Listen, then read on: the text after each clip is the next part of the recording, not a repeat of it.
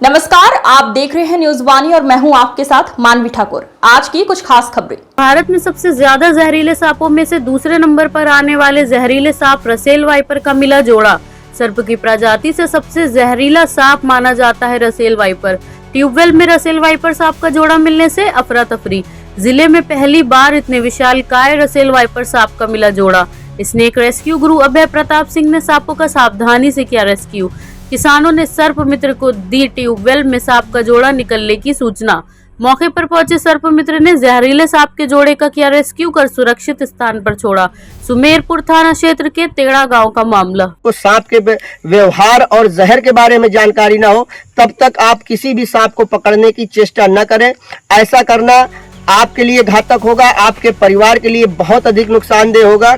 इसलिए आपसे निवेदन है मेरा कि आप जब तक कोई उचित सर्प मित्र या जिसको कोई अनुभवी सर्प मित्र ना आ जाए तब तक आप इस तरह के किसी कृत्य को ना करें। और अगर आप सुमेरपुर या हमीरपुर आसपास के रहने वाले हैं तो आप मुझे कॉल कर सकते चाहिए, क्योंकि इनकी बाइट, इनका दंश इतना खतरनाक है।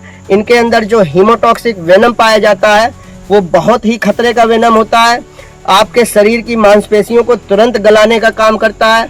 रक्त को इतना पतला कर देता है कि रक्त की जो आप की शिराएं हैं, आपकी जो नसें हैं, वो पतला रक्त हो जाने की वजह से, प्रवाह की वजह से ब्लास्ट हो सकती हैं, ब्लास्ट हो जाती हैं और सीधे मस्तिष्क पर असर करता है।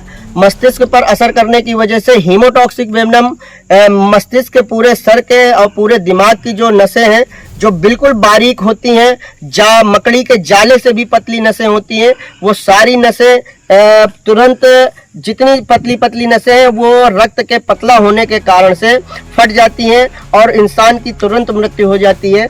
ऐसी स्थिति में यदि आपको कभी भी सांप बाइट करता है, आपको अस्पताल की ओर रुख करें। जब तक आपको सरकारी अस्पताल से पर्याप्त एंटीवेनम न मिल जाए तब तक आप दूसरे अस्पताल जाने की भी चेष्टा न करें। जैसे हमारे यहाँ पर हमीरपुर से कानपुर जाने की दूरी लगभग 2.5 से 3 घंटे की है।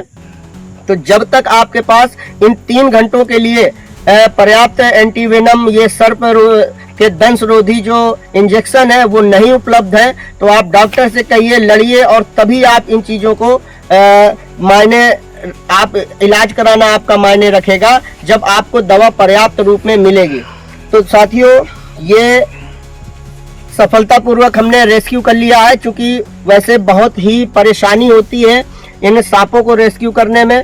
बहुत ही अकड़ वाले सांप होते हैं, बहुत ही तीव्र सांप होते हैं, बहुत तेज और गुस्सैल सांप होते हैं। हालांकि ये इनका मीटिंग पीरियड है और मीटिंग पीरियड की वजह से दोनों सांप हमको एक ही जगह पर एक ही के रूप में, जोड़े के रूप में हमको मिले हैं और आसानी से इनको कैप्चर किया जा चुका है। क्योंकि इन्होंने यहाँ पर अपना पहले से घर बना रखा था।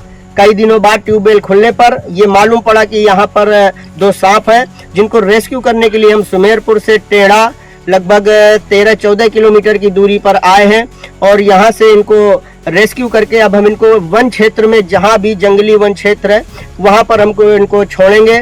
और हमारा पूरा प्रयास रहता है कि सांपों को बस्तियों से दूर करके इनके कुदरती आवास पर छोड़ें। कारण उसका केवल यही है कि जितना खतरा सांपों से व्यक्तियों को है उतना ही खतरा व्यक्तियों से सांपों को भी रहता है।